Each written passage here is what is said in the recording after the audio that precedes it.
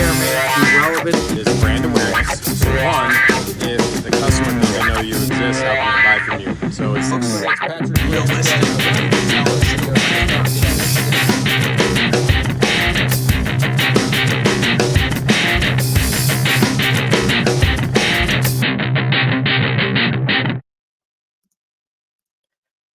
hello, everybody. Hey, everybody, what's going on? Yeah, welcome to Marketing Mondays 99. 99. One yes. more. And so hopefully my heart's racing. I was trying to get stuff set up, but we got it on Instagram. So if you're there, we welcome you here to the live. We hope you guys enjoy. Throw us out any questions if you have any along the way, and we'll kind of go from there. Patric, how was your trip to Orlando, correct? Yeah. And with the tenor battles, how did all that go? It was good. Obviously, great attendance. A lot of people were there. It was a great venue, great event of the way they have it coordinated. The cool thing about tenor battles is, unlike a lot of the other events, they don't have any prize money. You're literally, the people that are there competing are competing for the pride of the competition and being, essentially awarded the belt, if you will. So there's not any money, which makes it a little bit different. Changes the vibe of the entire event, if you ask me. I think it really changes the feeling, and I think there's a lot more, as a definite feeling of camaraderie and things like that sometimes I feel like are maybe missing from some of the other events. So I think it went really well. I had to leave a little bit early for this event, but the time I was there, it was excellent, top to bottom. Yeah, I caught your little podcast kind of overviewing the event, the reviewing the event and everything that was going on. So it was cool to see that little podcast, the podcastle that they had set up, not the whiz pod as your as your partner called it. Exactly. You guys started. So no, that's awesome. I'm glad you were able to head down to that event and check it out. It looked like a lot of fun. I saw you in a lot of pictures. I've seen some posts coming through within the last hour or so too. So no, that's definitely really cool. It's definitely one of those things where I feel like being down at those events, yes, there's the competition, everything like that, but I always say that, and I apologize, I'm trying to share this podcast out to a couple more groups while we're talking, but I always say that these events are, they're as much about the people as they are about what's happening at the event. And I feel like the attendees learn more from each other during the breaks and during the time they spent talking over meals, going out at night, things like that, than they do of anything that's presented from a stage or things like that. So if you haven't been going to any of the events or whatever, I think it's worthwhile to consider it. I would say WFCT, which is the next major event on the calendar in September with Gary V speaking, would be, if you haven't been going to these events, would be an excellent one for you to potentially start and go with. So if you haven't been going, that might be the one to get kicked off with and go. No, definitely. I'm excited to be down there and check out all of the stuff that TintWiz has down there, as well as seeing everybody and checking out all the new stuff that'll be at the events this year. So yeah, that's really cool. Kind of jumping into the episode today, I kind of wanted to focus on websites. We've talked a lot about content and video production the last few weeks.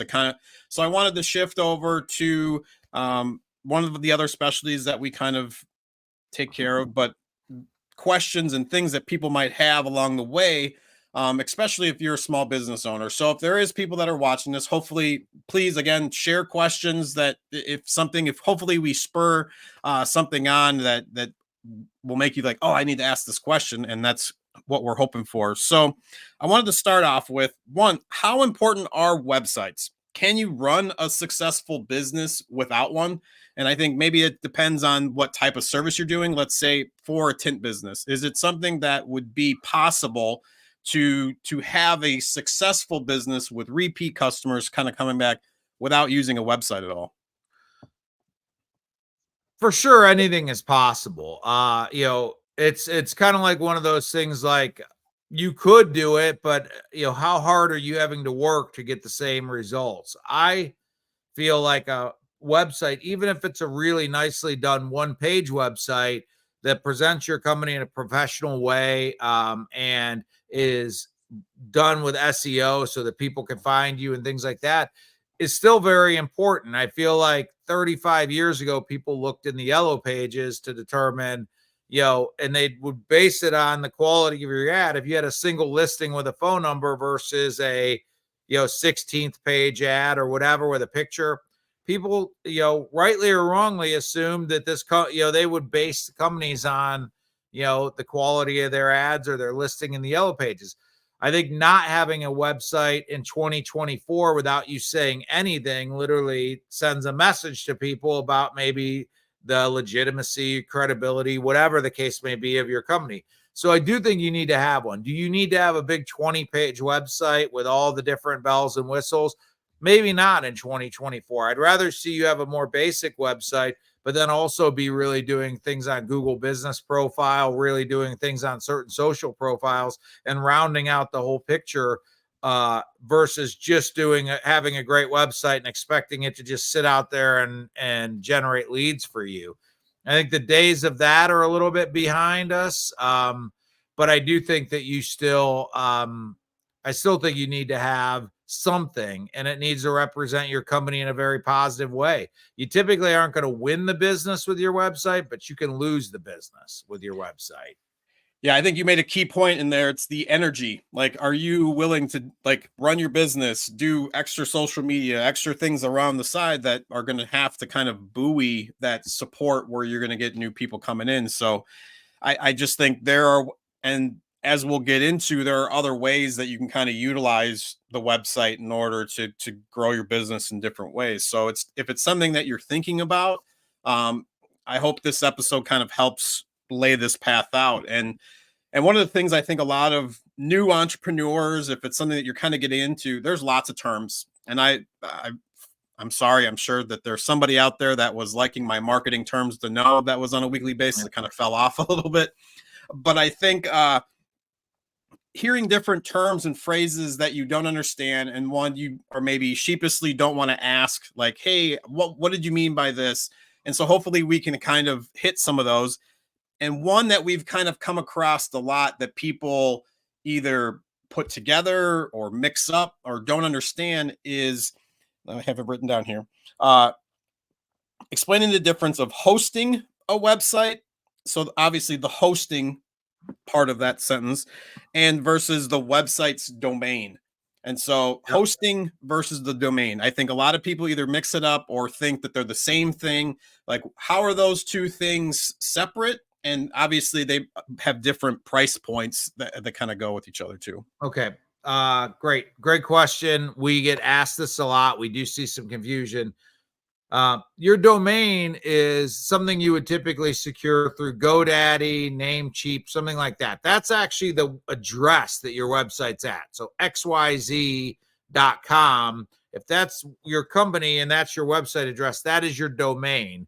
Typically, you're going to pay somewhere in the neighborhood of between $10 and $25 a year for your domain. And that's going to be something that you can sometimes buy 5 years in advance or whatever. And again, those are things that typically don't change. I mean, once you have your domain, a lot of times you're going to keep that. Again, that's your website address. When you tell somebody, look at our website at www.xyz.com, that's your domain. Your hosting is the actual server that your website exists on. So in order for when somebody types in your domain for your website to pop up, your website has to be located on a server somewhere so that when that domain is pointed, it's going to serve up the website. So that's hosting. And hosting could be a variety of different things. I mean, hosting, you can have basic hosting with GoDaddy that is $10 a month, that is on a server with a lot of other websites, maybe not the fastest server, depending on the traffic to all the websites that are on that server. It may run faster or slower. It probably doesn't come with an SSL certificate, which is a security protocol that actually helps your SEO and helps your website be more secure. So there's everything from that at the bottom end to much faster, much websites that serve much faster because they have much larger server space, much larger RAM, so they can, or memory, so they could serve the website faster. And they also would have an SSL certificate, which would be that security protocol. That would be more of a better level of hosting. And then you also have like maintenance. Is somebody going in and actually updating the plugins and things like that on your website? So you have hosting, like basic level hosting, premium hosting, and then you have like what we call at iMagnet hosting and maintenance, which is not only are we hosting it, we're also going into your website on an ongoing regular basis and making sure all your plugins and security protocols are updated so that you have the most up to date. So that's actually hosting. If you want your website to display, you have to be paying a hosting fee to somebody. Even if you're going through something like Wix or Squarespace or something like that, you're actually paying your hosting fee to them in your monthly fees. So you are paying, if you have a website that's live on the internet, you are paying hosting somewhere. It just may be baked into the fees and you're not seeing it listed out as a hosting fee. If you have a WordPress website or something of that nature, you would typically have to be paying a separate hosting fee for that. Yeah, and one of the things too that I wanted to mention with domains is that for one website, you might have multiple domains because Sure. whether it's you want to have the .com, the .net, the .org or whatever it might be, or I think one thing that some people do that kind of works is the misspellings of their website. And so you can kind of still pull in that stuff too, which if you're willing if you're willing to pay like that, like you said, that $5 to $20 for some of these kind of one-offs to ensure that they're going to get to your website versus going off somewhere else, that's something to think about. So understanding. Oh, sorry, go ahead. No, I was just going to finish up saying, just remember the domains are your .coms, .edus, .orgs. And so if you have those, you might have a few of those for your website. The other thing to think about that comes up all the time is people think, hey, if I buy all these domains, is that going to help my SEO? Having the domains in and of themselves isn't going to do anything for your SEO. The only thing that's going to help the SEO is if that domain actually goes to a landing page or something that's hosted. A lot of times if people have 5 or 10 domains, they will just redirect those domains to go to their homepage of their website. But the SEO and the traffic is going to be based on that main website. So if you typed in xyzwindowtint.net instead of .com, it would redirect it to the .com. And when the website produced, you would see that you were on the .com. It's just a redirection. In and of itself, that .net URL doesn't have any SEO. There's no benefit. You're not going to get a benefit from an SEO standpoint for owning 20 domains. You just may want to own those for a couple different reasons. One, to play defense. Maybe you don't want a competitor to have the ability to get a website domain that's very similar to yours and direct those people to their website.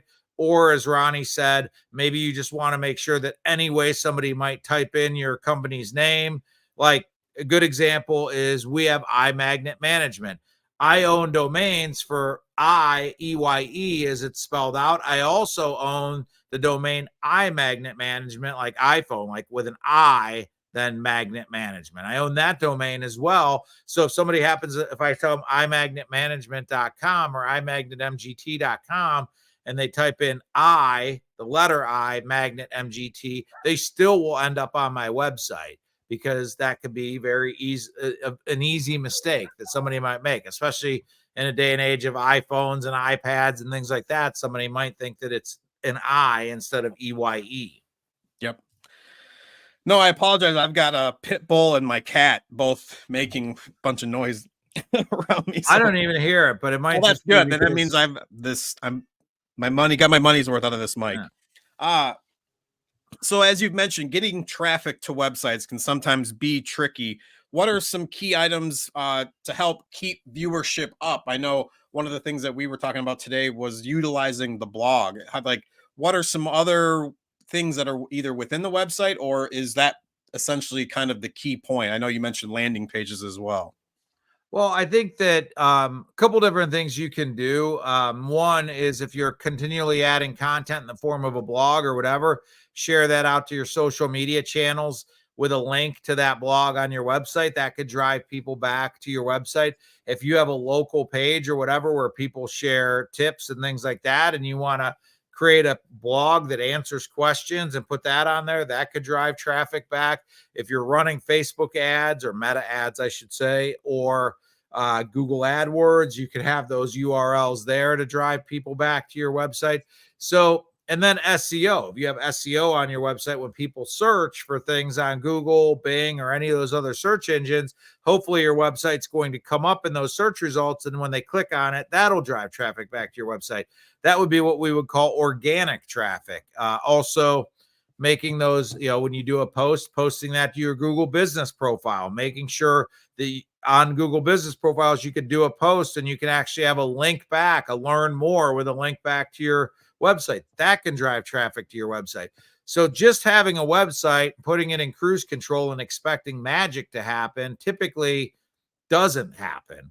You have to actually work at doing different things to drive traffic to your website. Now, obviously, as the SEO starts to take hold and you're coming up high for search results, you will get a certain amount of traffic, but that doesn't mean you ever take your foot off the gas and just expect that organic traffic is going to carry the day. You need to be doing things to drive traffic back to your website by either posting to social profiles, posting to Google Business, things of that nature, sending out blast emails to your clients and including links in those emails back to content that's on your website. That can drive traffic back to your website. There's a whole host of things you can do. Making sure you're listed on a lot of directories, like if you're in the Better Business Bureau, making sure your website URL is listed there. If you are part of a local chamber of commerce, make sure your website is listed there. All your things, like even if you're not paying, you can still claim your profile on Yelp and make sure your website is there. There's a lot of places. Just make sure your website and all these profiles you can fill out, Better Business Bureau, all these different things, that your website is there, and that can drive traffic back to your website as well. Also, manufacturers directories. If you're using a specific manufacturer's product, oftentimes they have a dealer locator. Make sure they have the accurate website information. That can drive traffic. Things like Window Film Pros that I manage, you could have your company listed with a website to direct people back to your website. There's a lot of different things you can do to drive traffic to your website once you have a website that you're happy with and you want to drive people to. What I say to people is it doesn't make any sense to spend time, effort, and money to drive people to a website that you're embarrassed about or you're not happy with, because you're going to be spending a lot of time and effort and maybe having a website that doesn't convert really well or that people don't really enjoy.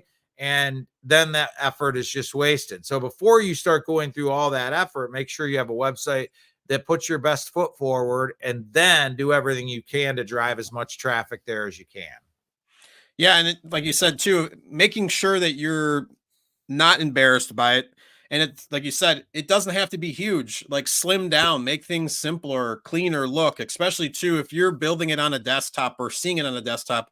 Realize that if you're utilizing Google Maps, like chances are people are going to be looking at your website on mobile. So understanding like the different ways that you want to have, whether it's mobile, tablet, desktop, and making sure that it's visible or not visible, that it's visually appealing as you're looking at it on all of those different platforms, because that's going to help one, keep people on your site versus like, oh, it's too Yeah. crazy on the mobile side. I'm going to go check out somebody else. And there's a balance too. I talk a lot about not having thin content on your website, which is typically less than 300 words. Ideally, you want to have more than 600 words, but less than 300 words, a definite no-no on a page. But there's a fine line too, that people don't want to read a novel on your website either. You want to give them the information in an easily digestible way and hopefully tee up a filled out contact form, a phone call, an email, whatever the case may be to you.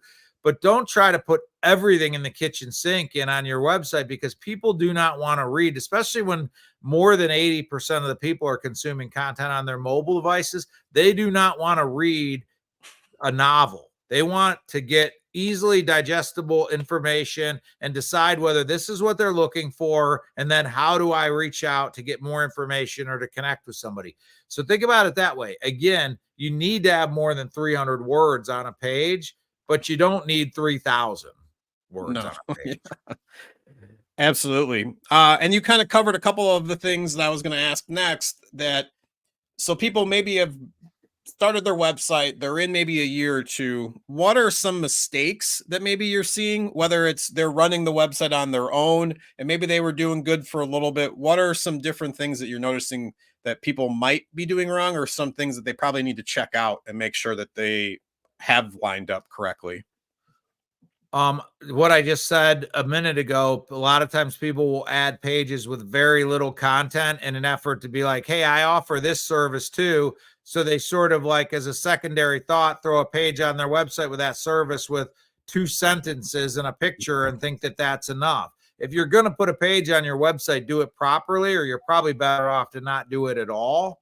Also, if you want to track where leads are coming from, rather than have one contact form that serves your whole website, try to have like a contact form on each service page. So when somebody fills that out, you know that they filled out the service, the contact form on this page. It's going to allow you to have a little bit more visibility on what pages are resonating. If you want to dig into Google Analytics, you can look at the different pages on your website to see how long people are spending there. If you have a page on your website that somebody's spending 2 minutes on, and another page that people are spending 10 seconds on, it's probably an indication you need to look at that page that people are spending 10 seconds on and do something different with it, because people are arriving there and as quick as they can, they're pretty much leaving. In 10 seconds, you're in and out.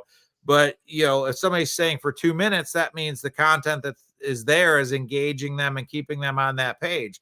So there's a lot of different things when we look at a website that we might look at to determine if things need to be fixed. And one would be, you know, you don't want to have what's called a bounce rate. You don't want to have a high bounce rate, which means that people leave your website from the same page they arrived. So they click on a link on a Facebook page, they click on a link in a Google Ads listing or an organic search listing, whatever, they arrive, and then within a very short period of time, they back out, they leave the page. Google tracks that. It's called a bounce rate.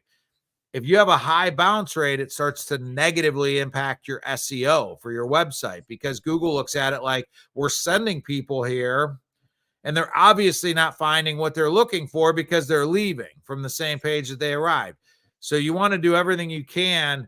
Google wants to see people go to your website, spend a little bit of time there, and then also navigate to other pages on your website. So you need to be thinking about the user experience on your website and how to lead people down a path to go from one page to the next, fill out a contact form, whatever it may be.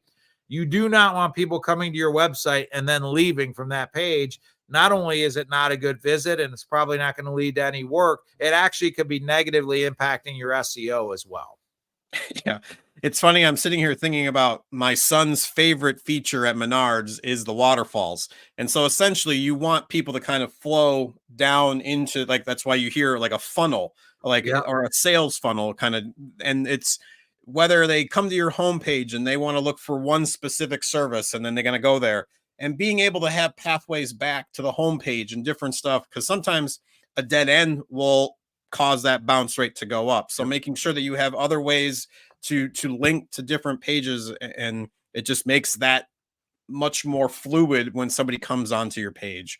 People don't want to have to work when they come to your page. They Yep. want to be led from one thing to the next. You also want to think, some people like to navigate a website with a traditional menu, a hamburger menu on a mobile device, or a menu across the top of the page on a regular website. Other people want to be navigated via icons or pictures that take them to different pages. So you have to think about, not everybody navigates a website the same way. So when you're building a website or you're changing your website, be thinking about multiple ways that people can navigate and lead them from one page to the next seamlessly. Don't make them work at it. If they feel like they have to work, they will typically leave your page, and it's not going to be a good visit. So think about multiple ways you can lead somebody down a particular path and move them from page to page. Make sure that your website is in what I would call intuitive, or when somebody looks at it, they just immediately could tell, oh, this is what I'm looking for. I need to click here, or this is what I need now. I need to click here. And then by all means, if they're ready to fill out a contact form or contact you, have plenty of buttons or places where once they make the decision to find out more information, it's right there to where click to learn more, click to fill out a contact form, whatever the case may be, click to set an appointment. Because people do not want to have to work to navigate your website. If they do, you're going to have people dropping out of your website, and the user experience is not going to be a good one. No, that's exactly right. We're getting close to the end. I have one more question I kind of wanted to throw out. It's a fairly vague one, and I know you've covered a lot of it. But essentially is, how do you know your website is working? And say, like, you just built it, and I think the key part of this that people need to understand is, what is the goal of your website? And like, if you're trying to get it to get more emails so that you can, if you have a really solid email newsletter, and so you want to kind of keep that going, it's robust, and you want to keep adding accounts, and so you use some sort of a funnel to get emails, or are you looking for sales specifically on the website? Are you looking for leads to have somebody come into your shop? So I think understanding what you want to do with your website, it should be kind of like one of the first two steps, as far as like, okay, how do I want to create, what atmosphere am I creating on the website that's going to bring people in to whatever service, product, nonprofit, whatever it might be that you're kind of bringing people in. What are some things that kind of come to mind when it's like, you now know that your website is working? Sure. Well, obviously, like you said, I mean, figuring out what you're trying to achieve and is that happening or not, that's your most basic thing. That, is it working or not? Is there traffic coming to your website? You could have the best website in the world. If the SEO isn't done right, or you're not pushing traffic to your website, the most beautiful website in the world does no good if nobody sees it. So traffic to your website is a important metric. People have to see your website to be able to interact with it. Also, time on the website is a good indicator of if people are having a good experience, or if you're running ads and you're driving people to your website, or your ads targeted properly. If people are coming to you, if you're running ads to push people to your website and they're coming and leaving and the time on website is really short, it might be an indication that your ads are targeting the wrong people or the wrong keywords or whatever the case may be. Because when people arrive there, they realize this isn't what I'm looking for and they leave. So, there's a lot of different metrics you can look at to tell whether your website's working. You want people to be coming to your website. You want people to be staying on your website, spending some time there, navigating multiple pages. I think that's a good indication that your website is actually informative, entertaining, engaging, things like that. Then obviously, if people are coming to your website, spending time there, engaging with your website, but you're not getting any lead forms or you're not getting any phone calls, then you may need to ask, like, is your website guiding them down a path that results in them, feeling like filling out a contact form is the next step, or making a call is the next step? Are you making it easy for them to take that next step? Because there's some websites I've seen that driving a ton of traffic, but they're not converting any of that traffic. So you have to start looking at, do we need to add more buttons? Do we need to add more ways that somebody can naturally go to the conversion page, or whatever action you're trying to drive? Because if you're driving a lot of traffic and not getting any conversions, then something's not right. I mean, traffic for traffic's sake is really useless. I mean, you want people to come to your website because you want them to convert, whether that's in a phone call, an email, a contact form, scheduling an appointment, whatever that conversion is. If you're driving a ton of traffic to your website, but you're not getting conversions, it's useless. I mean, that's the whole purpose of having the website, is to drive conversions in most cases. In most cases, that's the goal. So, those are, I mean, I try to keep it really simple with regard to like whether something's working or not. I typically ask our clients, like, how's business been? Is your phone ringing more? Are you getting more contact forms? I don't care what the numbers show. If that's not happening, the marketing program, the marketing plan is not working. It doesn't matter if I could show them all these glowing stats on AdWords and all these glowing stats on Meta and all these glowing metrics from the back end of their website. If business is not improving, if they're not getting more at bats with consumers, if they're not getting more opportunities to sell their product and or service, it's not working. Yeah, and I think one of the things that came to mind as you were saying that was having somebody that's on your team that understands how to read the data and that if you're going to change things, yeah, you might have, whether it's a marketing agency that's kind of doing everything and you're just like, yeah, do whatever. Again, and we've talked about this before, we want you to be informed. And so I think that's a key part of this. If there's lots of things that you might not know, whether you have the website, but you're too scared to go into the analytics page just because you don't understand it. But I think as a buddy of mine just had me like, just you kind of have to jump in on some of this stuff and just be like, all right, I'm going to try to absorb one or two things today, even though I don't understand everything else. So I think that also will stop people from having a website if they've gone in and they've had one before and it was way too complicated and they didn't understand a lot of this stuff too. And so again, it comes down to you asking for help to understand something. If you don't know, I don't know how this works with this, and I think that's just comes down to human nature of being able to ask for help, which is what we would hope anybody would do. And whether it's us, another marketing agency, your friend, your younger nephew that kind of knows tech stuff, it's finding out like, hey, I've got a question. I don't know how to get through this part.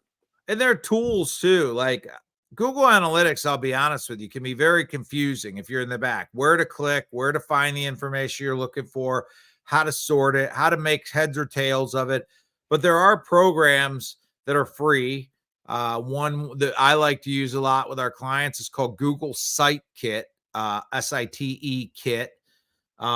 You load it onto the back of your website. You put in your Google Analytics information. You sign up with your Google account. And essentially, SiteKit more or less gives you the boiled down Cliff Notes version of what's going on with your analytics in an easy to understand way. You know, you can sort of use SiteKit to get a thumbnail sketch of what's happening with your website in a much more digestible way than maybe the whole Google Analytics. So if you don't want to dive into analytics, there are options like Google SiteKit that can give you kind of a quick glance of what's going on. But you do need to understand it because, like I said, if you're getting a lot of traffic to your website and you're not getting conversions, something needs to change. Either you're targeting, if you're running ads, your targeting may be off. So you may be driving a lot of traffic to your website, but those people aren't interested in what you're offering. Or your website might have a bad user experience. So you're driving traffic, but then you're losing them once you get there. So you're driving the appropriate traffic, but you're losing them once you get there. There's a whole lot of things that can happen, but you need to understand what's happening to, it's like doctors need to understand what the symptoms are to properly diagnose what's happening. So just to say, hey, business isn't good and you're just throwing everything at the wall, hoping something works is not a good strategy. You're probably going to end up spending a lot of time and a lot of money and being very frustrated because you don't really understand. At least if you understand some of these things, it helps you drill down to figure out what the problem is. Yep. No, I think, and again, if you guys have any website related questions, please email us.